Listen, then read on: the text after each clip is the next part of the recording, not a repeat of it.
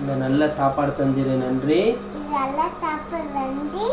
இந்த சாப்பாடு ஆசீர்வதிங்க. இயேசுவின் நாமத்தில் ஜெபிக்கிறோம். ஆமென்.